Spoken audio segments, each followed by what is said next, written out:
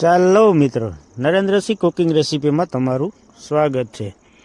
આજે આપણે બનાવશું કુંજ મચ્છી, અને કુંજ મચ્છીની એકદમ નવી અને દેશી પુરાની યુનિક સ્ટાઇલમાં બનાવશું, જેમાં આપણે ડુંગળીનો પણ યુઝ નહીં કરશું, ખાલી ટમેટા, લસણ, આદુનો પેસ્ટ, બસ આના સિવાય કાંઈ નહીં। આ ધાણા પાવડર, મરચાંને એનો યુઝ કરશું, એના સિવાય કાંઈ નહીં। ચાલો મિત્રો, 1 ચમચી હળદર, 1 ચમચી મરચાં પાવડર, 1 ચમચી ધાણા પાવડર, 1 ચમચી હિંગ, ગરમ મસાલો અને 1 ચમચી લીંબુ એડ કરીને આપણે આને મેરિનેટ કરી લીધી। ચાલો મિત્રો, આને અડધી કલાક રહેવા એના માટે આપણે તેલ ગરમ મૂકી દીધું છે। તેલ ગરમ થઈ ગયું છે, એમાં જીરું એડ કરી દીધું છે। હવે એમાં આદુ, લસણ, ધાણાનો પેસ્ટ એડ કરશું।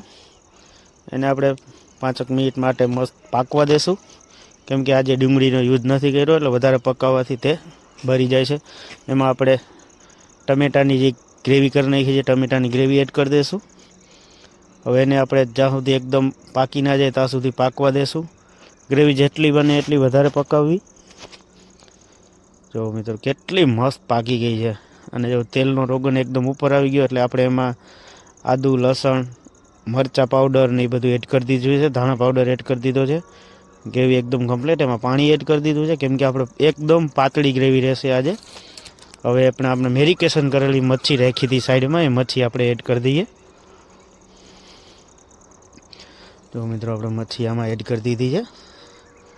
મેરિનેટ કરીને મચ્છી રાખી હતી અડધી કલાક સુધી, એને આપણે હવે એડ કરી। હવે એકદમ આને પાકવા દેશું।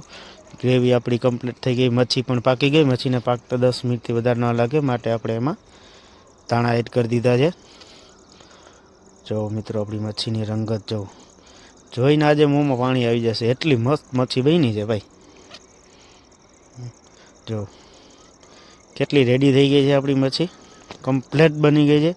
સાથે આપણે બાજરાનો રોટલો ગરમા ગરમ બનાવી લીધો છે। તો હવે આપણે એક પ્લેટમાં ભાત લઈ લીધા છે, બાજરાનો રોટલો લઈ લીધો છે, અને જો આપણી પકાવેલી મચ્છી અને મચ્છીના પીસ પણ જો કેટલા મોટા અને એક નંબર બનેલા કુંજ મચ્છી લીધી હતી આપણે। જો મિત્રો, આની રંગત તમે ચાલો મિત્રો, હવે આપણે જારવાતું છે નહીં એટલે હવે બેસીએ જમવા। સારું લાગે તો લાઈક, ફોલો અને શેર કરી દેજો। ચાલો મિત્રો, મળીએ નેક્સ્ટ બ્લોગમાં। ચાલો।